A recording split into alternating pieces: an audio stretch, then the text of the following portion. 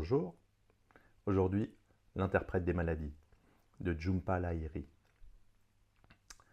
C'est un recueil de nouvelles qui a été publié en 1999, qui explore la vie des Indiens et des Indiens américains à travers le prisme de l'immigration, de l'identité, de la solitude et des relations humaines.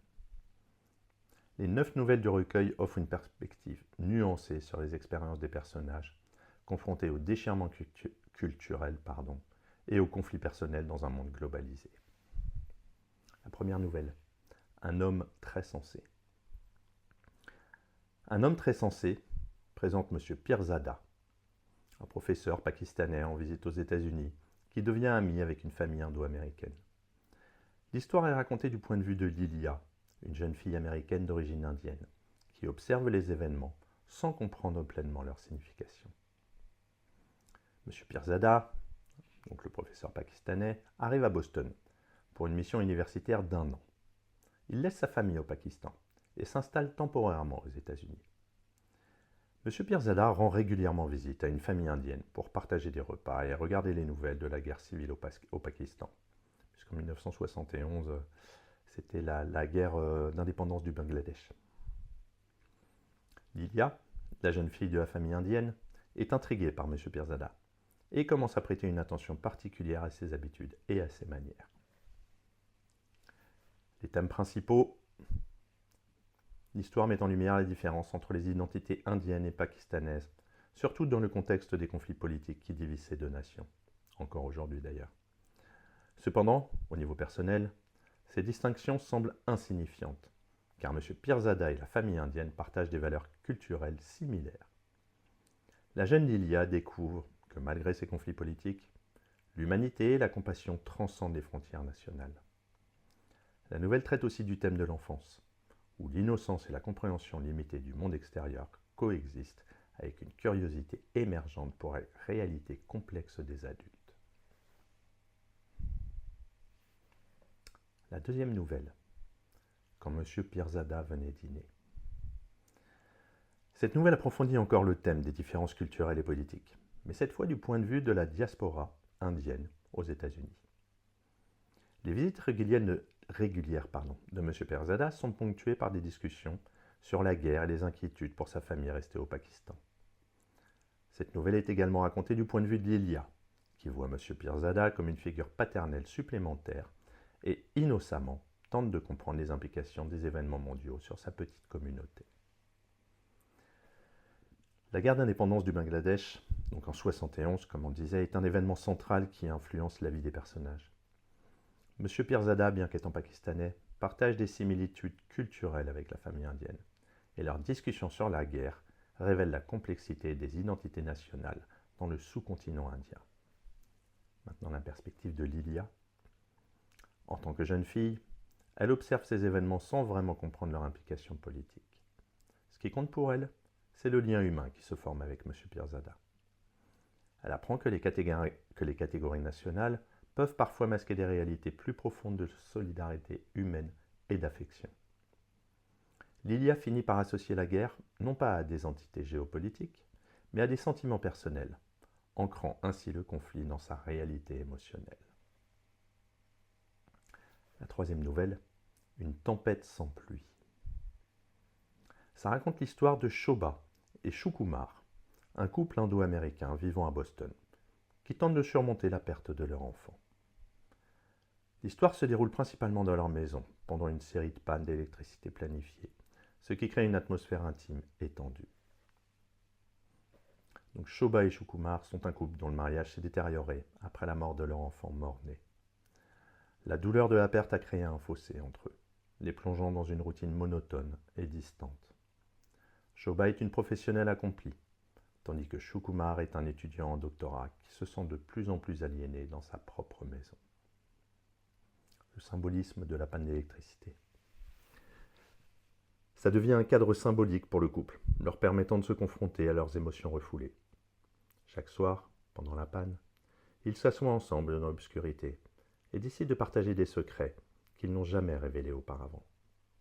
Ces confessions deviennent un moyen pour eux de se reconnecter, mais aussi de révéler l'étendue de leur éloignement émotionnel. Au fur et à mesure que les confessions se déroulent, Shobha et Shukumar commencent à retrouver une certaine intimité. Mais cela ne dure pas longtemps. Shobha avoue finalement qu'elle a trouvé un nouvel appartement et qu'elle prévoit de déménager, une confession qui détruit l'espoir naissant de réconciliation. En réponse, Shukumar révèle son propre secret. Il était au courant du sexe de leur enfant mort-né, une information que Shobha ne connaissait pas. Cette nouvelle explore le thème du deuil, du silence et des secrets dans un mariage. Lahiri dépeint avec sensibilité la manière dont la douleur peut isoler les individus et éroder les relations. La panne d'électricité sert de métaphore pour l'obscurité émotionnelle dans laquelle le couple se trouve et leur incapacité à se reconnecter malgré un moment temporaire de vulnérabilité partagée. La nouvelle se termine sur une note ambiguë, laissant les personnages et les lecteurs face à l'incertitude quant à l'avenir du couple. La quatrième nouvelle, l'interprète des maladies. La nouvelle éponyme du recueil se concentre sur Monsieur Kapasi, un interprète dans un hôpital en Inde, qui fait également office de guide touristique pour des étrangers.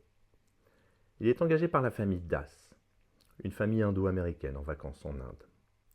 L'histoire explore les thèmes de l'aliénation, de la communication et de la distance émotionnelle. Monsieur Kapasi est un homme d'âge moyen, coincé dans une routine monotone après la mort de son fils. Il travaille comme interprète dans un hôpital pour gagner sa vie, aidant les médecins à communiquer avec les patients qui parlent différentes langues. Son mariage est sans amour, marqué par la distance émotionnelle et l'indifférence mutuelle. Lorsqu'il rencontre la famille Das, il est immédiatement attiré par Madame Das, une femme belle mais désintéressée qui semble distante de son mari et de ses enfants. Le travail d'interprète de M. Kapasi symbolise son rôle dans la vie, celui d'un médiateur, d'un pont entre des mondes différents, mais qui ne trouve pas de véritable connexion pour lui-même.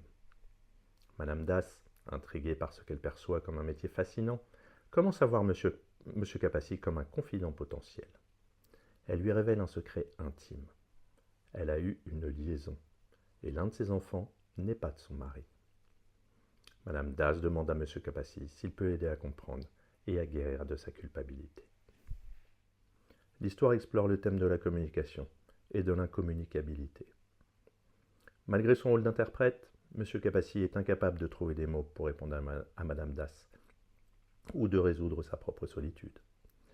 Son espoir d'une connexion émotionnelle avec elle est rapidement anéanti lorsqu'il réalise qu'elle le voit simplement comme un outil pour apaiser sa conscience et non comme une personne. L'histoire se termine avec la désillusion de M. Kapasi, alors que les Das poursuivent leur voyage, insensibles à la réalité de l'Inde et à leurs propres problèmes familiaux. La cinquième nouvelle, le traitement de Bibi Haldar. Cette nouvelle raconte l'histoire de Bibi Haldar, une femme de 29 ans, souffrant d'une maladie mystérieuse qui la marginalise dans la société indienne.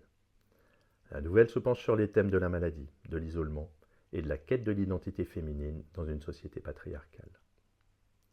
Bibi Haldar vit avec son cousin et sa cousine, qui la traitent avec condescendance et négligence. Elle souffre de crises semblables à l'épilepsie, qui la rendent à la fois un sujet de curiosité et de crainte pour ceux qui l'entourent. Les médecins ne peuvent pas diagnostiquer sa maladie, mais certains suggèrent qu'elle pourrait être guérie si elle se mariait. Cependant, dans la société conservatrice où elle vit, il est difficile pour Bibi de trouver un mari à cause de sa maladie. Bibi aspire à une vie normale, rêvant de mariage et d'une famille, mais elle est constamment rejetée et ignorée. Après la mort de son cousin, la cousine de Bibi abandonne ses responsabilités envers elle, la laissant seule et sans soutien. Cependant, au lieu de sombrer dans le désespoir, Bibi trouve la force de se réinventer. Elle commence à gérer la boutique que son cousin possédait, devenant financièrement indépendante et finalement acceptée par la communauté.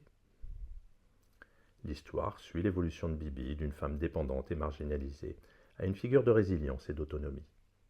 Sa maladie, qui autrefois définissait son existence, devient un aspect secondaire de sa vie, alors qu'elle trouve sa propre voie. Le fait qu'elle ait un enfant à la fin de l'histoire, sans que l'identité du père ne soit révélée, symbolise son triomphe sur les attentes et les normes sociales. La nouvelle aborde des thèmes tels que l'émancipation des femmes, le pouvoir de la communauté et la capacité de surmonter l'adversité. Bibi, autrefois victime de la société, parvient à redéfinir sa place dans le monde par la force de sa volonté et de son travail. Le traitement de Bibi Haldar est un hommage à la résilience humaine, en particulier dans le contexte des femmes qui doivent se battre pour leur autonomie dans des sociétés patriarcales.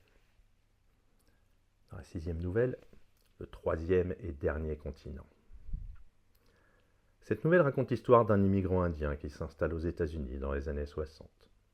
Il s'agit d'un récit de la vie quotidienne et des petites victoires qui jalonnent le parcours d'un immigrant dans un nouveau monde. Le narrateur, un jeune homme indien, est d'abord arrivé à Londres avant de s'installer à Boston pour un travail à l'université du MIT. Il vit dans une maison de pension tenue par Madame Croft, une vieille femme américaine de 103 ans. Le narrateur est récemment marié à une femme indienne, Mala, qu'il n'a presque pas connue avant leur mariage arrangé. Madame Croft, avec ses manières strictes et ses valeurs d'une autre époque, devient une figure symbolique pour le narrateur. Malgré leurs différences de culture et de génération, une étrange complicité naît entre eux. Madame Croft, avec son insistance sur les bonnes manières et son émerveillement face aux événements contemporains, rappelle au narrateur l'importance des racines et de la tradition, même dans un pays étranger. L'histoire suit le narrateur alors qu'il s'adapte à sa nouvelle vie, apprenant à naviguer entre les exigences de la vie américaine moderne et les traditions indiennes. Sa relation avec Mala commence de manière distante, mais au fil du temps, ils développent une compréhension mutuelle et une affection qui transcendent les attentes initiales de leur mariage arrangé. Le thème de l'immigration est central dans cette nouvelle. Lahiri explore les défis de l'intégration culturelle, de l'isolement et de la formation d'une nouvelle identité dans un pays étranger.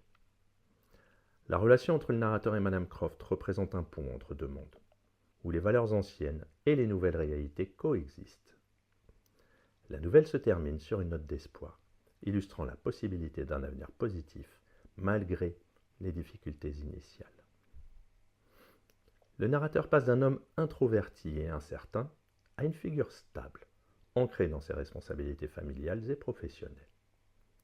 Sa relation avec Mala, d'abord empreinte de distance, se transforme en un mariage solide fondé sur le respect mutuel.